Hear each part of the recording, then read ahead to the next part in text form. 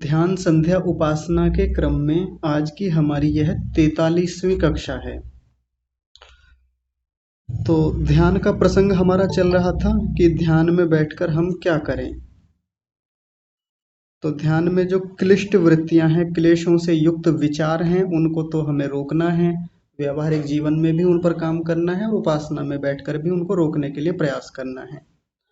और दूसरा क्या करना है, अक्लिष्ट वृत्तियां जो हैं, जो विद्या से युक्त हैं, जिनके पीछे विवेक है, समझ है, ज्ञान है, ऐसी वृत्तियों को साथ में लेना है, उनका उपयोग करना है, उन पर खूब विचार करना है।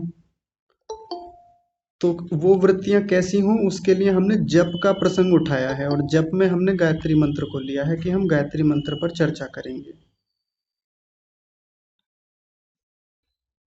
तो गायत्री मंत्र में हमने दो शब्दों को देख लिया था, ओम और भूः। ओम शब्द का अर्थ होता है सर्वरक्षक परमात्मा।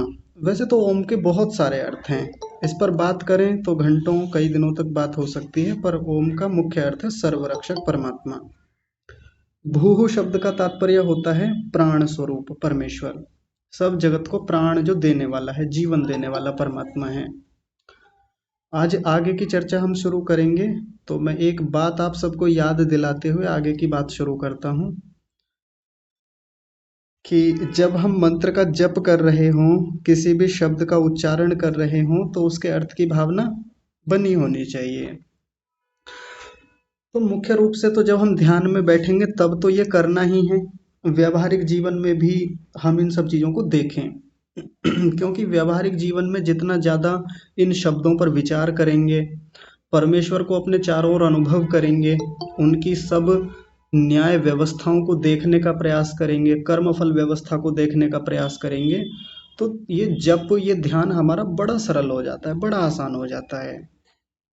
और जिस व्यक्ति की दृष्टि जितनी गहरी होती है, जो जितना गहन सोच पाता है, जिसकी तार्किक क्षमताएं थोड़ी गहरी हैं, तो वो ध्यान में और गहरा उतरता है, उसका ध्यान बहुत प्रगाढ़ होता है और वो ध्यान से ऊंची ऊंची उपलब्धियां लेकर के निकलता है।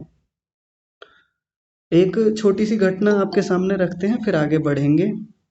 2016 की बात है, मैं गाजियाबाद में था, तो एक सूचना मिली कि यहीं गाजियाबाद में एक स्थान पर कहीं एग्जीबिशन लगा हुआ है, प्रदर्शनी होती है ना, तो इस प्रकार से वहाँ कोई मूर्तियों को लेकर के प्रदर्शनी थी। तो एक हमारे साथी थे, उन्होंने कहा कि एक बड़ा अच्छा अवसर है प्रदर्शनी में जाने का तो चलेंगे। मैंने कहा हाँ चलते हैं, चलो। मेरी बचपन से ही चित्रकला में, इन सब चीज़ों में बड़ी रुचि रही, बनाता भी रहा मैं, और मैंने अपने जीवन में सैकड़ों पेंटिंग्स खूब बनाई भी हैं, तो मेरी बड़ी रुचि थी और पहली बार जीवन में मैं ऐसी कोई चित्रकला की प्रदर्शनी देखने के लिए जाने वाला था। अब वहाँ मैं अपने उन मित्र के साथ पहुँचा, जाकर के देखा तो काफ़ी दूर तक वो मूर्तियाँ फैली हुई थीं, कई सारे चित्रकार लगे हुए थे, उनमें काम कर रहे थे और बड़ी अटपटी सी वो मूर्तियाँ थीं। सामान्य रूप से बड़े बड़े पत्थरों को काट काट करके ऐसे ही उन्होंने खड़ा किया हुआ था। कोई बहुत, ऐसा कहें कि बहुत सुंदर मूर्तियाँ जिनमें बड़ा कुछ कौशल दिखता हो या कुछ ऐसा हो कि उनमें कुछ बारीकियां हो, ऐसा कुछ दिखता नहीं था। तो जब हम वहाँ घूमे तो वो जो हमारे मित्र थे, उन्होंने कहा कि इसमें ऐसा क्या है, ये तो सामान्य रूप से पत्थरों को काट के बना दी, इन्हें तो कोई भी बना देगा, बड़ा आसान सा है ये तो मैंने कहा ऐसा नहीं है, एक बार देखने का प्रयास करते हैं, आइए चलते हैं। और वहाँ देखा तो वो जो चित्रकार थे, बनाने वाले जो लोग थे, जो मूर्तिकार थे वो विदेशों के लोग थे।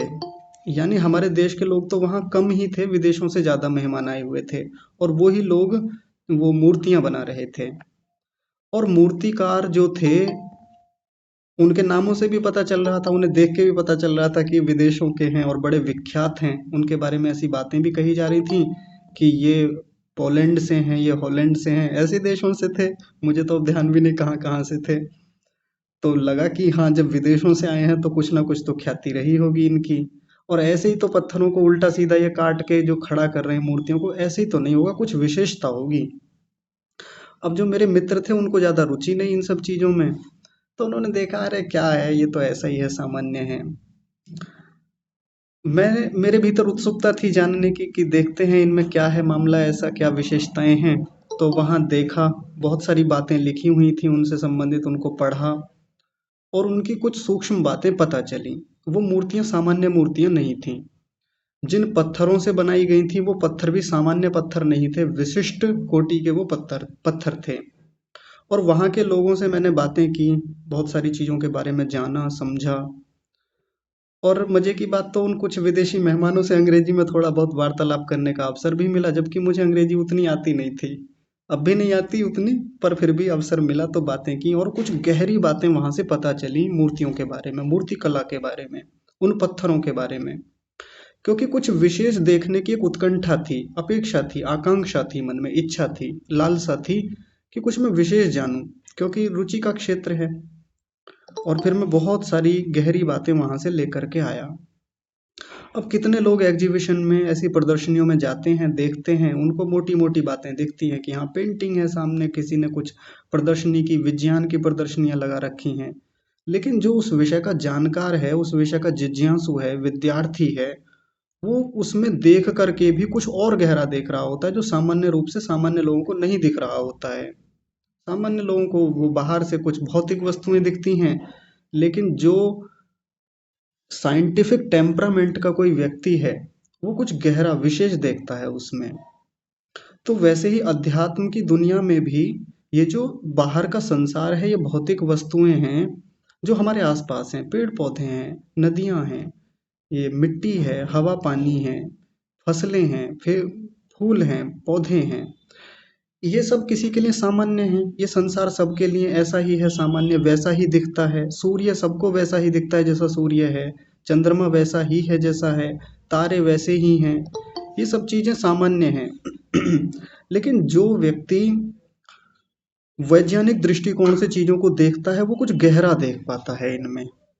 और खासकर यदि किसी व्यक्ति के भीतर अध्यात्म का टेस्ट हो, स्पिरिचुअल टेस्ट हो, यानी आध्यात्मिकता की उसको समझ हो, जानकारियां हो, तो फिर इसी संसार में वो कितना गहरा देख पाता है, ये तो वही बहुत बेहतरी से जानता है।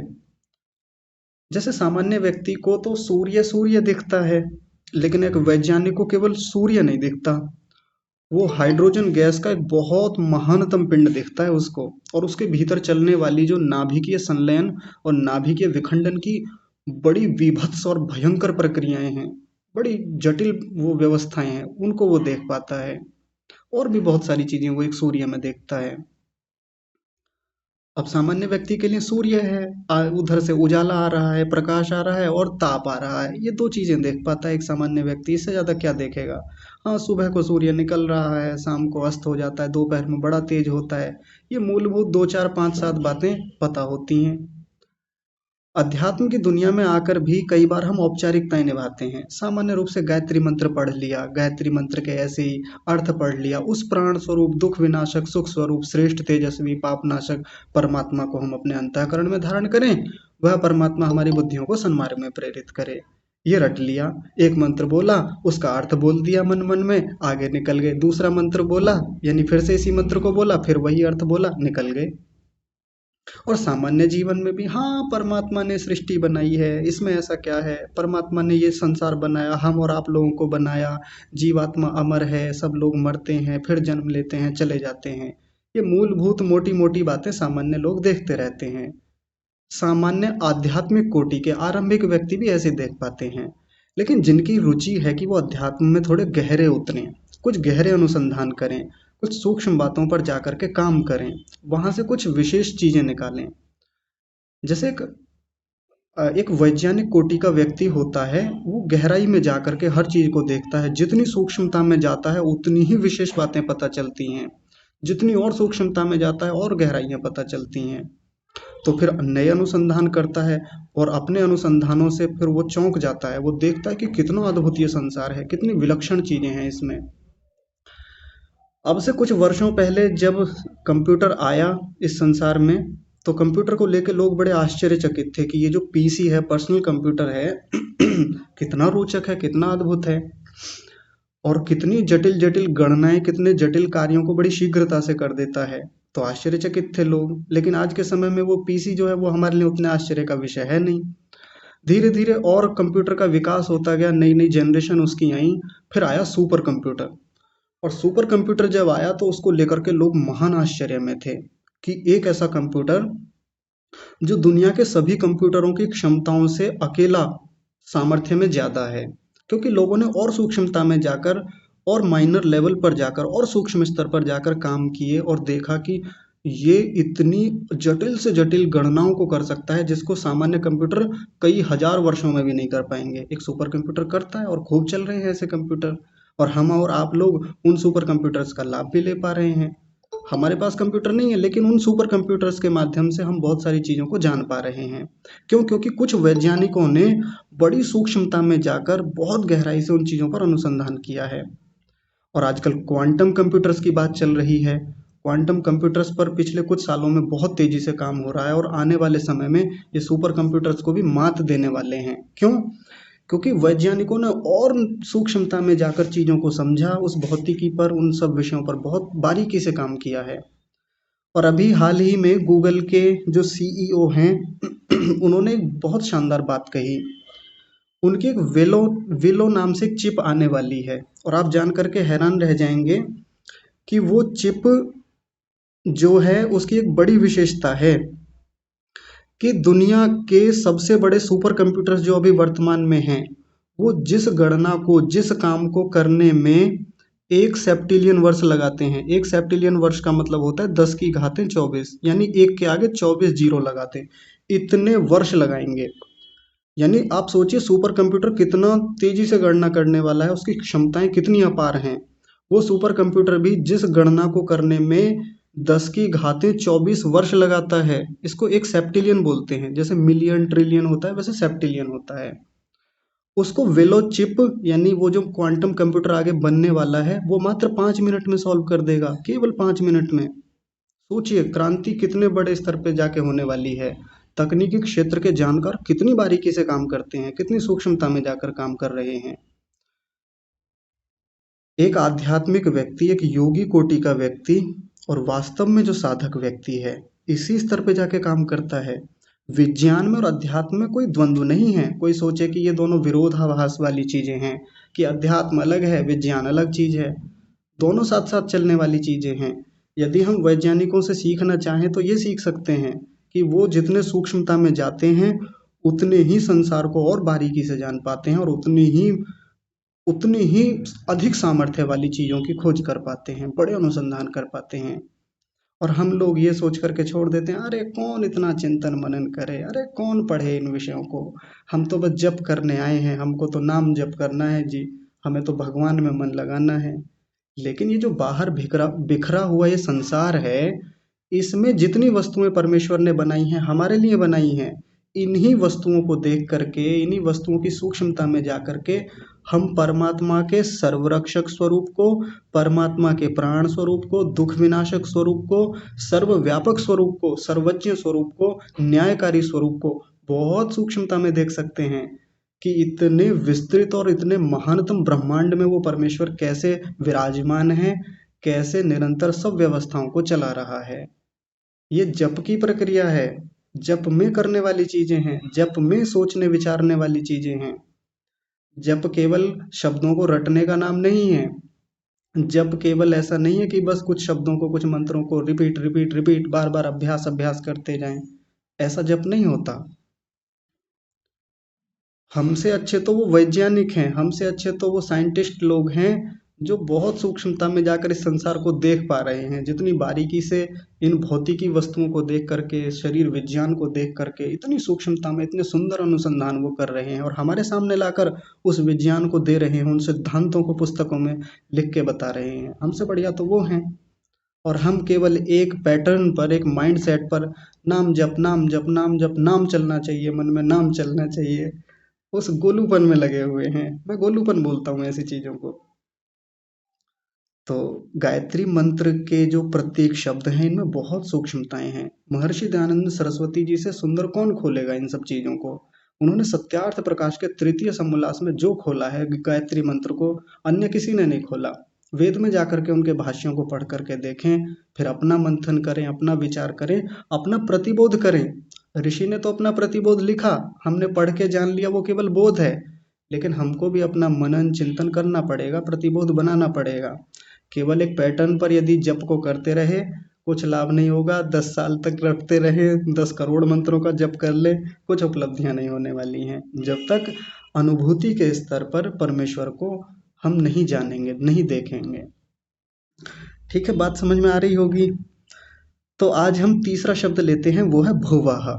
भुवः शब्द का तात्पर्य होता है दुख विनाशक। वो परमेश्वर दुख विनाशक है, सब दुखों का नाश करने वाला है। इसका एक और अर्थ होता है, पहला अर्थ तो ये हुआ कि वो दुख विनाशक है, दुखों का नाश करता है, और दूसरा अर्थ है वो स्वयं दुखों से परे है, उसको कोई दुख छू भी नहीं सकता। ये दो अर्थ हो गए, फिर से समझिए। पहला अर्थ है कि वो दुखों का नाश करता है, संसार में हम जितने प्राणी हैं हम सबके दुखों को दूर करने वाला है। और दूसरा क्या है, वो स्वयं भी दुखों से परे है। इस संसार का कोई भी दुख, कोई पीड़ा, कोई बाधा, कोई कष्ट, कोई प्रतिकूलता परमेश्वर को तनिक भी छू नहीं सकती। ये महानतम विशेषता परमेश्वर की, ये भुवः शब्द का तात्पर्य है। इसके लिए महर्षि दयानंद सरस्वती इस गायत्री मंत्र के अर्थ में लिखते हैं भुवरित्यपानः, भुवः इति अपानः, ऐसा लिखा। जैसे अपान वायु होता है ना शरीर में, अपान वायु क्या करता है, शरीर के मलों को बाहर निकालता है। किसी भी प्रकार के मल हो, कान में मल है या शरीर में पसीने के रूप में है, नासिका में है, मुख में है या मलमूत्र के रूप में है, किसी भी रूप में मल है, उस सब को बाहर निकालने का काम अपान वायु, अपान नाम का वात करता है, प्राण करता है। यानी शरीर के दोषों को निकाल रहा है, शरीर की गंदगी को, जो शरीर में कष्ट दे सकती है, शरीर को खराब अस्वस्थ कर सकती है, उन सबको दूर कर रहा है। इसलिए परमेश्वर को यहाँ भुवः बोला, अपान बोला। देख रहे हैं कितनी रोचक हमारी शब्द शैलियां हैं, शब्दावलियां। ऋषियों ने कितनी सुंदरता से शब्दों को गढ़ा है, बनाया है, सजाया है। तो परमात्मा का नाम क्या हो गया, अपान। अपान यानी भुवः, भुवः कह लीजिए, अपान कह लीजिए, एक ही बात है। यानी वो अपान करता है, हटाता है, निकालता है। क्या निकालता है, जैसे शरीर से अपान वायु दुखों को, मलों को बाहर निकालता है, वैसे ही परमेश्वर हमारे भीतर के दुखों को बाहर निकालता है। अब कैसे निकालता है तो फिर से सृष्टि में चले जाएं, इन सांसारिक व्यवस्थाओं को देख लें, कैसे निकाल रहा है, निरंतर निकाल रहा है। जैसे हमको शरीर में पता भी नहीं चलता और अपान वायु हमारे शरीर में से मलों को निकालता है। प्रातःकाल शौचालय में जाते हैं, मल का त्याग करते हैं, वो अपान वायु उस मल को बाहर निकाल रहा है और हमको पता भी नहीं है, वो क्रिया भीतर चल रही है। देखिए रोचक बात यह है, हमको पता भी नहीं है, हमारे शरीर से पसीना बाहर आता है, अपान वायु उसको बाहर कर रहा है। अपान वायु का वेग इतना, उसकी गति इतनी तीव्र है, उस पसीने को बाहर निकाल देती है। मुख में से जो बलगम आता है उसको बाहर निकालने में अपान वायु की बहुत बड़ी भूमिका है। वैसे ही हमारे चित्त के भीतर, मन के भीतर जो अविद्या रूपी दुख है, उसको भी परमेश्वर अंदर से निकालता है और बाहर से तो कितने दुखों को हटाता है परमेश्वर। उसने कितनी असंख्य व्यवस्थाएं ये कर रखी हैं, जो मैंने ओम की व्याख्या में आपको बताई थी, कि उन उन व्यवस्थाओं को बना करके, उन उन वस्तुओं को बना करके हमारे दुखों को ही तो दूर करता है, हमको सुख प्रदान करता है। हमारे जीवन में जितने आध्यात्मिक, आधि दैविक और आधि भौतिक दुख हैं, सबको हटा रहा है परमेश्वर। जैसे आध्यात्मिक दुख हैं, आध्यात्मिक दुख कौन से हैं, जो हमारे अपने कारण से होते हैं, जिनमें हम स्वयं दोषी हैं, जिनमें शरीर के दुख मुख्य रूप से कहे, बुखार है, जुकाम है, किसी को शुगर है, इस प्रकार के ये सब आध्यात्मिक दुख होते हैं। किसी को और कोई शारीरिक समस्या है, तो ये सब कैसे हो गए, आध्यात्मिक दुख हो गए। इनको दुखों को दूर करने के लिए परमेश्वर ने औषधियां बनाई हैं, अन्न बनाया है, इतना सुंदर विज्ञान बनाया है, सूर्य आदि पदार्थ बनाए हैं, सब सहयोग कर रहे हैं हमारे दुखों को दूर करने में। तो मूल में जाकर देखेंगे तो परमेश्वर भुवः है, इन दुखों को वो ही दूर करने वाला है। कहने को इन वस्तुओं का नाम ले लें, व्यक्ति विशेष का नाम ले लें, जी हमें तो डॉक्टर ने दवाई दी थी, वैद्य जी ने हमको औषधि दी थी, तो दुख तो उन्होंने दूर किया, भगवान ने कहाँ किया। लेकिन मूल में जाकर देखेंगे, अंततः देखेंगे तो यही परमेश्वर है जो भुवः रूप होकर के, अपान रूप होकर के हमारे दुखों को दूर कर रहा है, दुखों का विनाश कर रहा है। अब व्यावहारिक जीवन में कैसे देखें इस बात को, तो जब भी हम भोजन कर रहे हों, जब भी हम औषधियों का सेवन कर रहे हों, जब भी हम सूर्य की धूप का सेवन कर रहे हों, विटामिन डी ले रहे हों, या कुछ भी ले लीजिए, बाहर से जिन भी वस्तुओं को लेकर के, जिस वायु का सेवन करके, जल का सेवन करके हम अपने आध्यात्मिक दुखों को दूर कर रहे हैं, तो अंततः परमेश्वर के उस दुख विनाशक स्वरूप को ही समझने का प्रयास कर रहे हैं। बड़ा आसान है, इसमें कोई जटिलता ही नहीं है कि कोई बहुत विशेष बात है इसमें। कोई भी कर सकता है, परमात्मा ने सबके लिए द्वार खोला हुआ है, आइए देखिए ऐसे होता है। अब कोई ना देखे, जैसे मूर्ति को देखने वाला हमारा वो मित्र मूर्ति को देख के भी मूर्ति की उन सूक्ष्मताओं को नहीं देख पा रहा था, लेकिन मूर्ति का जानकार व्यक्ति मूर्ति में कुछ विशेष देख पा रहा था। तो वैसे ही ये सांसारिक व्यवस्थाएं तो सबके लिए खुली हुई हैं, लेकिन कोई व्यक्ति उनमें कुछ सामान्य देख रहा है। पानी है, पानी में ऐसा क्या है, लेकिन एक आध्यात्मिक कोटि का व्यक्ति उस पानी में दुख विनाशक परमेश्वर को देख रहा है। तो परमात्मा क्या हो गया, दुख विनाशक हो गया। दूसरा क्या मैंने अर्थ, अच्छा हाँ, भीतर से भी परमात्मा दुखों को दूर करता है। बाकी सब दुखों को ऐसे ही समझ लें, मैंने तो एक आध्यात्मिक दुख का बस उदाहरण दिया है। आदि भौतिक दुखों को ले लें, आदि दैविक दुखों को ले लें, सबसे परमात्मा छुड़ाने वाला है, हटाने वाला है। अंदर से हमारे दुखों को दूर करता है। अविद्या रूपी दुख सबसे बड़ा दुख है, और इस अविद्या दुख से छुड़ाने का इस संसार में कोई उपाय परमेश्वर के अतिरिक्त है भी नहीं। कोई संसार में कितना भी सामर्थ्यशाली से सामर्थ्यशाली व्यक्ति हो, इस अविद्या को हटा नहीं सकता परमेश्वर के अतिरिक्त। परमेश्वर भीतर से प्रकाश करे इस चित्त के भीतर, तो अविद्या हटती है। यानी कोई अपने पुरुषार्थ से करता है वो एक अलग बात है, लेकिन पूरी प्रक्रिया में अंततः सहायक तो परमेश्वर हैं। भीतर अविद्या पर कितनी बातें थी हमने पिछले दिनों की, अविद्या की वृत्तियां कितनी भयानक होती हैं, अविद्या के संस्कार कितने भयानक हैं। उनको अंततः दग्धबीज करने का, हटाने का कार्य यदि कोई करेगा, केवल परमात्मा करेंगे। अपने सामर्थ्य से तो कोई हटा भी नहीं सकता उनको। हम दुर्बल कर सकते हैं अविद्या के संस्कारों को, हम उनको कमजोर बना सकते हैं, लेकिन उनको दग्धबीज, उनको जलाने का काम तो परमेश्वर ही करेंगे। ये परमेश्वर का दुख विनाशक स्वरूप है, भुवः है, अपान स्वरूप है। जैसे अपान वायु शरीर से मलों को बाहर निकालता है, वैसे ही अपान नामक परमात्मा हमारे भीतर की अविद्या रूपी मल को हमारे चित्त में से बाहर निकालता है। देखिए कितनी रोचक बात है। सब भीतर ही है, सब यहीं बिखरा पड़ा है, खुला पड़ा है सबके लिए। अब कौन कितना देख रहा है ये आप विचार कीजिए, हम कितना देख पाते हैं।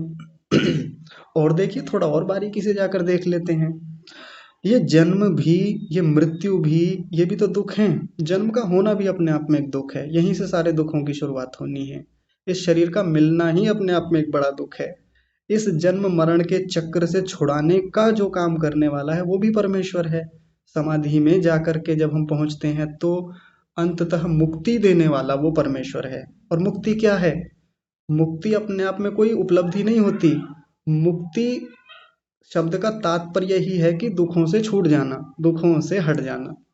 और यह हटाने वाला कौन है, हम कितना भी ताकत लगा लें, हम पुरुषार्थ भले ही करते हैं, लेकिन मुक्ति तक पहुंचाने वाला, यानी दुखों से छुड़ाने वाला और उस परम आनंद को देने वाला भी यही दुख विनाशक परमेश्वर है।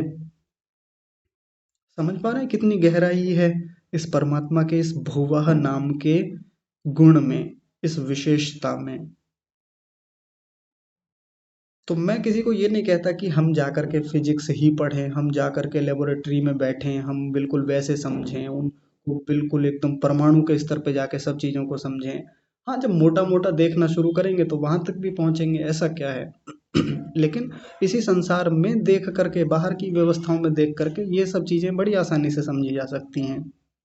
तो अभी तक एक तात्पर्य हुआ है भुवः का, कि परमात्मा दुख विनाशक है, दुखों से छुड़ाने वाला है। एक दूसरा तात्पर्य क्या बताया था, कि वो परमेश्वर दुखों से रहित है, स्वयं भी तो दुखों से रहित है। अब जो व्यक्ति स्वयं ही पीड़ित है वो दूसरों की पीड़ाओं को क्या हरेगा।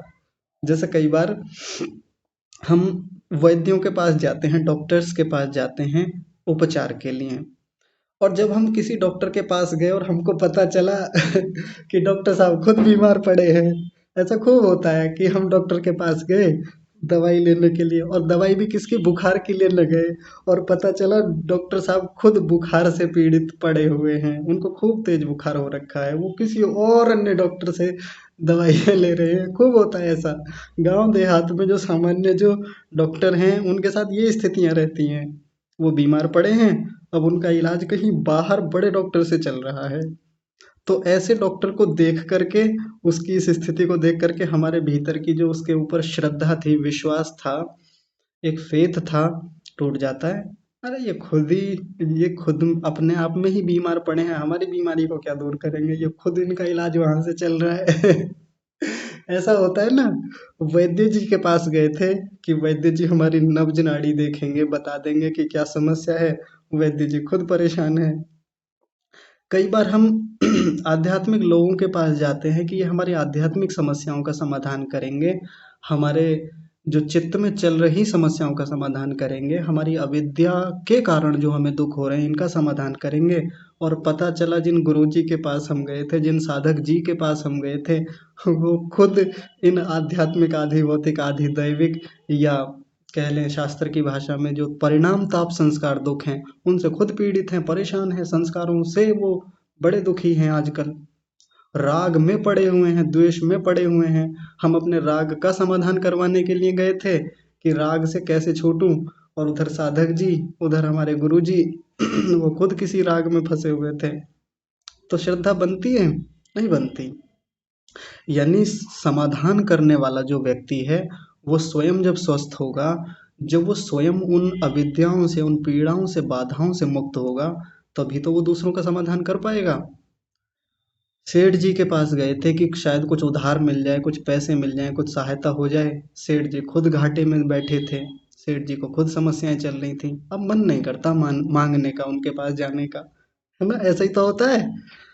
तो सामर्थ्यशाली व्यक्ति है, कोई कोई व्यक्ति स्वस्थ है, तब मन करता है कि इससे, इसके पास जाकर के स्वास्थ्य के बारे में बात की जाए, इससे जाकर के कुछ औषधियों के बारे में बात की जाए, इससे दवाइयाँ ली जाएं, इससे उपचार कराया जाए, तभी तो परमेश्वर जो है, यदि वो स्वयं दुखों से पीड़ित होगा, जैसा हमारे पौराणिक जगत में लोगों ने परमेश्वर को बना रखा है, परमात्मा परेशान है, परमात्मा को ठंड लग गई, आज कपाट बंद रहेंगे, आज ऐसे थे जी, अब ये द्वार नहीं खुलेंगे, आज उन्हें बुखार है, डॉक्टर आए थे चेकअप करने के लिए, ये सब चल रहा है परमात्मा के साथ। परमात्मा को बीमार बना रखा है, परमात्मा खुद आधी आधी दैविक या आधी, क्षमा कीजिए, आध्यात्मिक दुखों से पीड़ित हैं उनके परमात्मा, क्या वो समाधान करेंगे। तो परमात्मा को हमारे ऋषियों ने क्या बोला है, भुवः, यानी वो स्वयं दुखों से परे हैं। उस परमेश्वर को कोई दुख कैसे छू सकता है, आप सोचिए, विचार कीजिए। जिस परमेश्वर का शरीर ही नहीं है, जिसका कोई आकार ही नहीं है हमारे जैसा, तो भला उसमें दोष कैसे आएंगे, कैसे वो पीड़ाओं से युक्त होगा, बिल्कुल नहीं हो सकता। ना उसके भीतर अविद्या है हमारे जैसी, वो तो सर्वथा सर्वज्ञ है, सब कुछ जानने वाला है, अनंत विद्या से युक्त है। उसके भीतर लेश मात्र भी मिथ्या ज्ञान, कोई भी उल्टा सीधा ज्ञान है ही नहीं। वो सब प्रकार की शुद्ध विद्याओं से युक्त है। तो जो स्वयं अपने आप में इतनी महानतम उच्चतम विद्याओं से युक्त परमेश्वर है, जिसका सामर्थ्य ही इतना अनंत हो, तो हम कल्पना कर सकते हैं कि दुखों को तो वही दूर करेगा, और कोई कर भी नहीं पाएगा। तो जिनको हमने भगवान माना है, और वो स्वयं दुखों से, पीड़ाओं से युक्त हैं, वो भला हमारे दुखों को क्या दूर करेंगे। इसलिए परमात्मा के इस सही स्वरूप को जानने का भी तो प्रयास करना चाहिए कि हाँ, जिस परमेश्वर को हम पूजते हैं, जिसकी उपासना करते हैं, वो वास्तव में दुखों से युक्त है या मुक्त है। तो यदि मुक्त है, जिसको हमने मुक्त माना है, ऐसे परमेश्वर की खूब उपासना करें, खूब उसके पास बैठें, खूब भक्ति करें। ठीक है जी। तो भुवा शब्द में वैसे तो बातें करने को तो खूब हो जाएंगी। मैं फिर से आपको बना बना हलवा नहीं देना चाहता। आप स्वयं हलवा बनाएं इसमें आगे। भुवा में और कितना खोल सकते हैं, कितना संसार में परमात्मा के इस भुवा स्वरूप को देख सकते हैं, यह अब आपके ऊपर छोड़ा जाता है। ठीक है जी। चलिए इसका और देख लेते हैं, फिर आज की कक्षा को विराम देंगे। स्वह शब्द, स्वह, कई बार इसको स्वाहा बोल देते हैं, स्वाहा, गायत्री मंत्र के उच्चारण में तो स्वाहा नहीं है, स्वह। तो स्वह शब्द के वैसे तो कई सारे अर्थ किए जाते हैं। लेकिन महर्षि दयानंद जी ने जो सत्यार्थ प्रकाश में किया है वो है स्वरिति व्यानः। स्वः इति व्यानः, उन्होंने स्वः का मतलब बताया व्यान, और व्यान भी एक प्राण होता है, शरीर में एक वायु होती है। और व्यान का मतलब क्या होता है, वो व्यान नाम का जो प्राण है, व्यान नाम की जो वायु है, वो पूरे शरीर में व्याप्त होती है, पूरे शरीर में विद्यमान होती है, इसलिए उसका नाम व्यान है। वैसे तो बहुत सारे प्राण हमारे शरीर में होते हैं, सबके अपने अपने कार्य हैं। जैसे किसी प्राण का कार्य है कि वो शरीर से मलों को बाहर निकालता है, किसी प्राण का कार्य है कि वो शरीर के भीतर जाता है, शरीर को ऊर्जा देता है, किसी प्राण का कार्य है कि वो रक्त को प्रवाहित करने में अपनी भूमिका निभाता है, किसी का कार्य है कि वो पलकों को ऊपर नीचे करने में अपनी भूमिका देता है, खांसी को लाने में एक अलग प्राण की भूमिका है। बहुत सारे हैं, वो अपना उनका एक अलग विज्ञान चलता है। वैसे ही अपान नाम, क्षमा कीजिए, व्यान नाम का एक प्राण होता है, मैं लिख देता हूँ ऐसे, व्यान। इस व्यान प्राण की विशेषता होती है कि पूरे शरीर में फैला हुआ होता है, ये पूरे शरीर को सामर्थ्य देने का काम करता है, पूरे शरीर के संचालन में इसकी अपनी विशेष भूमिका है। सबकी अलग अलग भूमिका है, लेकिन इसकी विशेष भूमिका यही है कि सारे शरीर में विद्यमान रहता है। और यहीं से परमेश्वर को जोड़ करके देख लें, ऋषि दयानंद ने व्यान बोला, स्वह का मतलब सीधे सीधे बोल दिया, स्वह इति व्यानः, स्वह यानी व्यान। और जैसे शरीर में व्यान है, सब जगह व्याप्त है, वैसे ही स्वह शब्द का सीधा सा मतलब आ गया सर्वव्यापक, जो सब जगह व्याप्त है। देखिए मैंने लिखा है सर्वव्यापक, जैसे वो व्यान नाम का प्राण सारे शरीर में व्याप्त होता है, हर जगह छोटी छोटी कोशिकाओं तक में वो प्राण विद्यमान रहता है, वैसे ही ये सर्वव्यापक परमेश्वर जिसका नाम स्वः होता है, इस संपूर्ण संसार में सभी वस्तुओं में विद्यमान रहता है, ऐसे देख सकते हैं। और आइए फिर बाहर के संसार में चलते हैं और फिर देखते हैं इस सर्वव्यापक परमेश्वर को। तो फिर वहीं से तुलना करके देख लें कि परमेश्वर कोई एक स्थान पर नहीं रहता। हम कहते हैं कि परमेश्वर अमुक जगह रहता है जी, परमेश्वर का निवास तो वहाँ है, उस चोटी पर है, उस पर्वत पर है, वहाँ रहता है, तो वैसा तो नहीं है। जिसको हमारे समस्त ऋषियों ने कहा कि वो तो संसार के कण कण में व्याप्त है, सब स्थानों पर वो व्याप्त है, तो फिर उसको वैसे ही देखना होगा हमको। अब चूंकि निराकार है, इसीलिए सर्वव्यापक हो पाएगा, अगर वो साकार होता तो सब जगह व्याप्त ना रह पाता। जैसे मेरा पेन है, वो साकार वस्तु है, तो वो सब जगह नहीं रह पाएगा, जहाँ इस समय रखा हुआ है, जो स्थान उसने घेर रखा है कुछ इंचों का, बस वहीं तो रहेगा। वो कैसे दूसरे कमरे में हो जाएगा, जब एक बार में यहाँ इस कक्ष में रखा हुआ है, तो बस इसी कक्ष में रहेगा, फिर दूसरे कक्ष में इस पेन की कोई भूमिका नहीं होने वाली। लेकिन परमात्मा की ये विशेषता है कि वो निराकार होते हुए भी सब जगह व्याप्त है, सब जगह रहने वाला है। और सब जगह रहने का मतलब फिर कोई स्थान छूटता नहीं है उससे, कोई भी स्थान नहीं छूटेगा।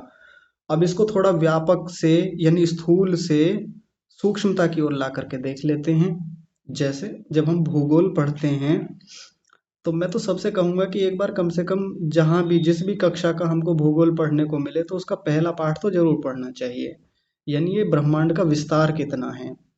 तो हम आकाश गंगाओं को विशाल मानते हैं, बड़ा कहते हैं कि आकाश गंगाएं इतनी विशाल हैं, तो असंख्य आकाश गंगाएं इस पूरे ब्रह्मांड में व्याप्त हैं। ऊपर से आए तो देखें कि इतनी बड़ी बड़ी आकाश गंगाएं हैं जो असंख्य हैं, उनमें से इन असंख्य आकाश गंगाओं में से एक आकाश गंगा जिसका नाम मिल्की वे है, उस मिल्की वे में हम रहते हैं।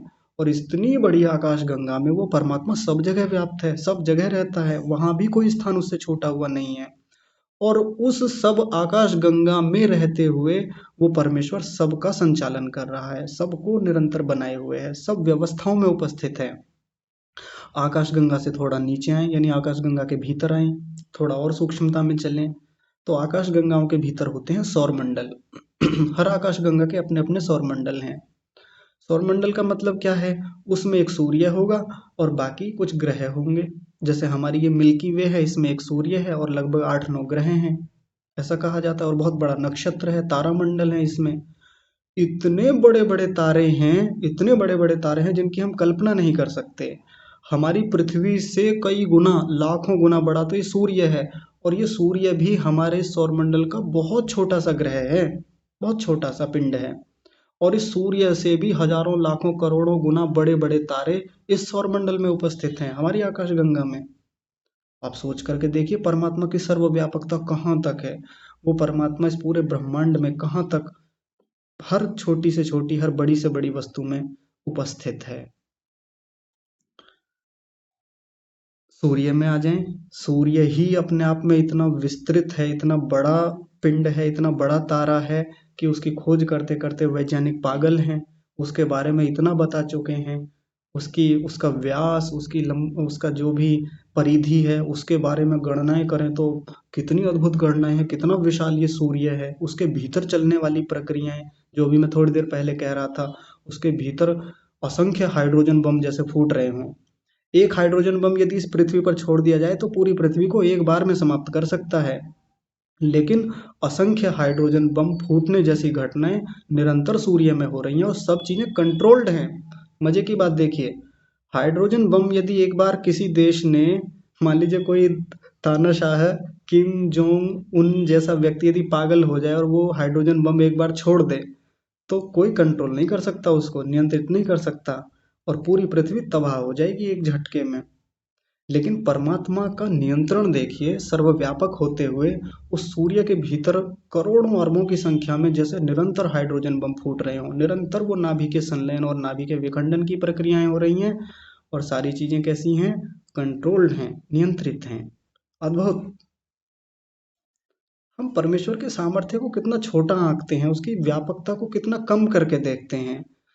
लेकिन जैसे जैसे भूगोल जैसे विषय को पढ़ते हैं, अंतरिक्ष विज्ञान जैसे विषय को पढ़ते हैं, तो परमात्मा की सर्वव्यापकता हमको अद्भुत लगती है, रोचक लगती है। हमारी कल्पनाओं से सैकड़ों, हजारों, करोड़ों गुना ज्यादा उसकी क्षमताएं हैं। तो सौरमंडल में आकर के हमने सूर्य को देखा, बाकी ग्रहों को देखा, हमने पृथ्वी को देखा। पृथ्वी के भीतर भी कितने सारे देश हैं, उन देशों के भीतर भी कितने सारे प्रदेश हैं, प्रदेशों के भीतर भी गांव, जिले, मनुष्य, अनेक प्राणी, इन सब में परमात्मा व्याप्त है, सब जगह रहने वाला है। और उन सब में भी और सूक्ष्मता में जाएं, एक छोटे से मिट्टी के ढेले को उठा करके उसके टुकड़े करें, उसके और टुकड़े करें और छोटे करें, एक कण उठा लें नन्हा सा, उस कण के भी और टुकड़े करें, उसकी और सूक्ष्मता में जाएं, परमाणु तक जाएं, उस परमाणु के भी टुकड़े करें, उसके भी इलेक्ट्रॉन, न्यूट्रॉन, प्रोटॉन तक जाएं, उसके भी और छोटे और सूक्ष्म जो कण किए जाते हैं, गॉड पार्टिकल्स हैं, या जहाँ भी वैज्ञानिकों ने आज तक वो बातें बताई हैं, समझाई हैं सिद्धांतों के माध्यम से, उतनी सूक्ष्मता में जाकर देखें, परमात्मा वहां तक भी व्याप्त है। उससे सूक्ष्म इस संसार में कोई है भी नहीं। संसार की सब भौतिक वस्तुएं जितनी सूक्ष्म से सूक्ष्म हो सकती हैं, जितना माइनर लेवल पर जाकर वैज्ञानिकों ने शोध अनुसंधान किए हैं, उनकी भी सूक्ष्मता में जाकर के परमेश्वर वहां भी व्याप्त है। वहां रह करके सब व्यवस्थाओं को नियंत्रित किए हुए हैं, सबको संभाले हुए हैं। इतनी इतनी महानता परमेश्वर की, इतनी सर्वव्यापकता परमेश्वर की। और हम घर के एक छोटे कोने में परमात्मा को बिठाए हुए हैं। क्यों? क्योंकि जानते कहाँ हैं, पढ़ते कहाँ हैं, समझते कहाँ हैं। एक गांव के एक कोने पर परमात्मा को बिठा लेते हैं। सही है, वो अच्छा है, किसी की अपनी एक वो हो सकती है, उनका अपना एक स्थान है, मैं किसी का खंडन नहीं करूंगा। लेकिन हम थोड़े तार्किक बने, हम थोड़ा चीजों को सही आध्यात्मिक शैली से देखें, हम अपने पूर्वजों की बनाई हुई शैली से देखें परमेश्वर को। तो ये है सर्वव्यापक स्वरूप। मैंने बहुत मोटा मोटा करके बताया है, बहुत कम बातें आपके सामने रखी हैं। मेरे भीतर उतना सामर्थ्य भी नहीं है कि मैं परमात्मा के सर्वव्यापक स्वरूप की विस्तृत व्याख्या कर भी पाऊं। नहीं है सामर्थ्य इतना, वाणी का सामर्थ्य है ही नहीं वहां तक जाने का। तो जितना अध्ययन करेंगे, जितना चिंतन मनन करेंगे, ये परमेश्वर का सर्वव्यापक स्वरूप उतना गहराई से समझ में आता चला जाएगा। तो देखें बाहर के संसार को, कूद जाएं बाहर के संसार में, उतरें उसमें, ढूंढें। अब ढूंढने को ऐसा तो परमेश्वर मिलेगा नहीं कि पता नहीं किस रूप में आकर नारायण मिल जाएगा, खड़ा मिल जाएगा, ऐसा तो नहीं मिलेगा। लेकिन व्यवस्थाओं को देख करके ही परमेश्वर का पता लगेगा। जैसे किसी चित्रकार की चित्रकला को देख करके, किसी मूर्तिकार की मूर्ति को देख करके हम खोजते हैं कि भाई इसका बनाने वाला कहाँ है, एक बार दिखे तो, कितनी सुंदर मूर्ति बनाई है, कितनी सुंदर कला बनाई है, वो देखना है कितना गजब का कलाकार रहा होगा। और फिर जब हम इन कलाओं को देखते हैं जो बाहर के संसार में विद्यमान है, इतनी अद्भुत व्यवस्थाओं को देखते हैं, इतनी रोचक से रोचक आश्चर्यचकित कर देने वाली व्यवस्थाओं को देखते हैं, जिसको हम सामान्य हल्के में ले लेते हैं, सरसों का फूल ही तो है, इसमें ऐसी क्या विशेषता है। लेकिन सरसों के फूल में कितनी विशेषताएं हैं, कितने गुण हैं, कितना कुछ एक फूल के भीतर है। ये जो व्यक्ति थोड़ा बारीकी से जा कर के देखेगा वो समझेगा। हमको केवल एक सरसों के फूल में पीलापन दिखता है, एक सामने बस फूल पिंड के रूप में दिखता है, लेकिन मधुमक्खी को उसमें बहुत कुछ दिखता है। पराग लेके आती है, भीतर भीतर प्रोसेस करती है, मधु बना देती है उसी से। और बनाने वाला जो इन सब प्रक्रियाओं में शामिल है, जो व्याप्त है, सोचिए वो कितना महानतम होगा।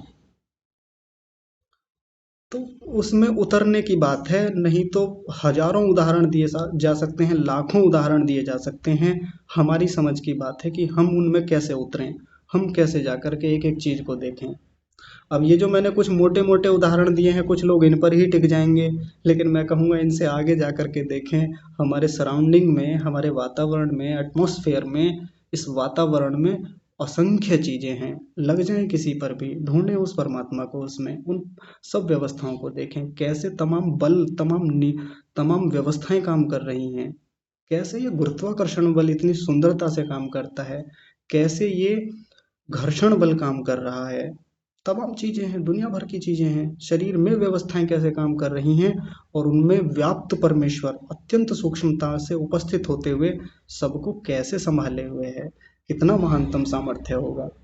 तो फिर क्यों ना परमेश्वर के प्रति श्रद्धा बढ़ती चली जाएगी।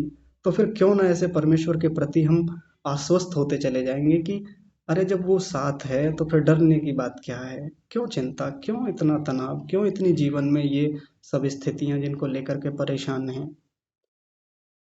तो परमात्मा का भूवः स्वरूप और स्वः स्वरूप, इस पर आज मैंने थोड़ी सी बातें आपके सामने रखी हैं।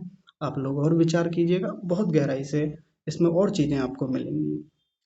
तो ये जप करने की प्रक्रिया है।